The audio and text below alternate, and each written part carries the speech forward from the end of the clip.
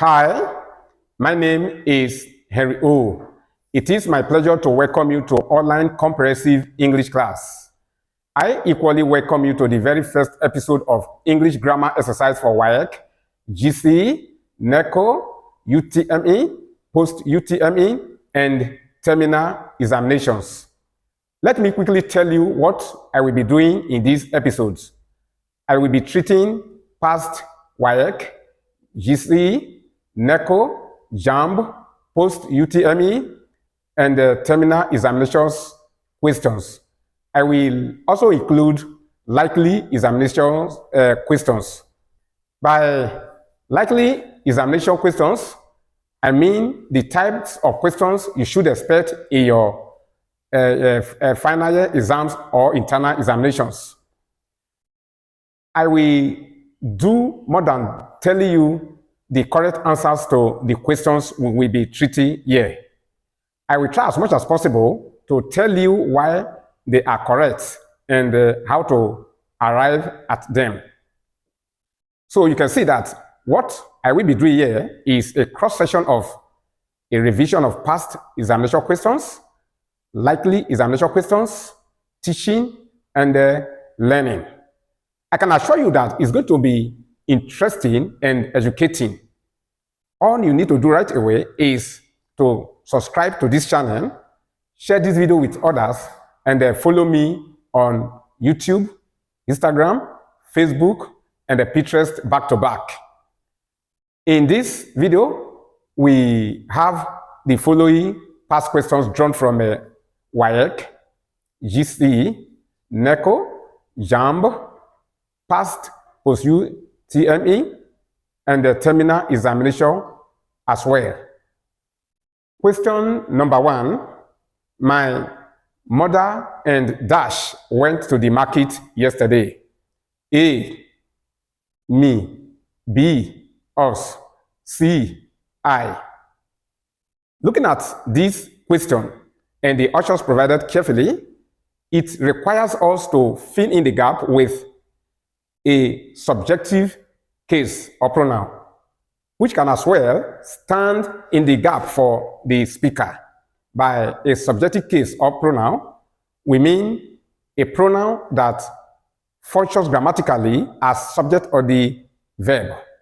Looking at the options, we see that each of options A and B contains an objective case or pronoun.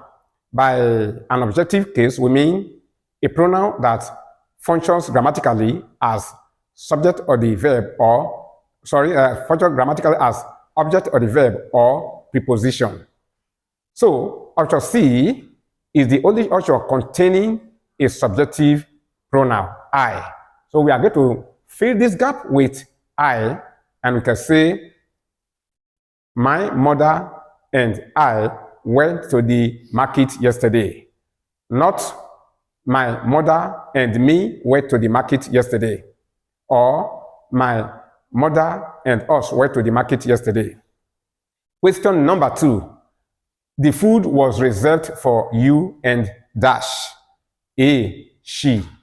B, me. C, I. This question requires us to fill the gap with an objective pronoun, which can as well stand for the speaker. Looking at options A and C, each has a subjective pronoun. The only pronoun that can function as an object of the preposition for, that can as well stand for the speaker, is me. That's also B. So we'll say the food was reserved for you and me. Question number 3. Most of the counselors advise dash good. A, is. B, are. C, where. The question is, do we say most of the counselors' advice is good, or most of the counselors' advice are good? This is one area where many students have difficulty picking the to be. They feel because the superlative adjective most is placed before the now advice, it should take are. No. Although it is in the plural form, we must know that advice is an account noun, and we know one of the rules of account nouns. They are not followed by are. They always take is. So the right usher here, please pardon me if I mix up the ushers because I am a blind man. I may not be able to pick the ushers accordingly, but I know the right answer. Is the answer we are taking from the three ushers there. So we say most of the counselors' advice is good. Question number 4. One of the men who work here dash coming. A is, B are, C, A are, B is, B where and C are. Tell me which of the okay, A are, B where, C is. Please bear with me. I told you I'm a blind man. The question is, do we say one of the men who work here is coming, or one of the men who work here are coming? Again, this is one area where many students get confused. We must know that this sentence is not referring to all the men that work here, making it a plural subject. No, it is referring to just one of the men that work here. So it is a singular subject. And we know the rules of Concord.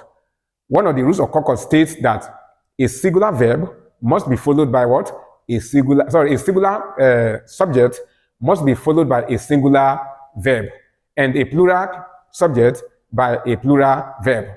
So in question number 4, we are going to choose the option with is. So our answer will be one of the men who work here is coming, not one of the men who work here are coming. Question number 5. The examination hall was full dash students. A with, B none, C off. Do we say the examination hall was full with students, or the examination hall was full non-students, or the examination hall was full of students? Mind you, when we use full in connection to quantity or capacity, the right preposition that should follow is of. So we are going to choose option C, and we can say the examination hall was full of students. Question number 6. Joy has a dash belt. A, new white leather. B, white new leather. C, leather white new. This question simply requires us to arrange the given adjectives in their right order. What is the right order of adjectives when more than one adjectives are used to describe a noun?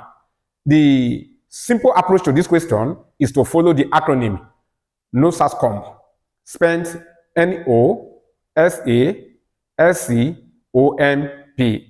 I believe you can see it on the board. It's written below the board by my left if you are taking this position. But if you are facing the board, it's going to be somewhere below the board by your left. Can you see it on the board, please? NOSASCOMP. NOSASCOMP. Where N stands for number, O for opinion, S for size, A for age, S for shape, C for color, O for origin, M for material, and P for purpose.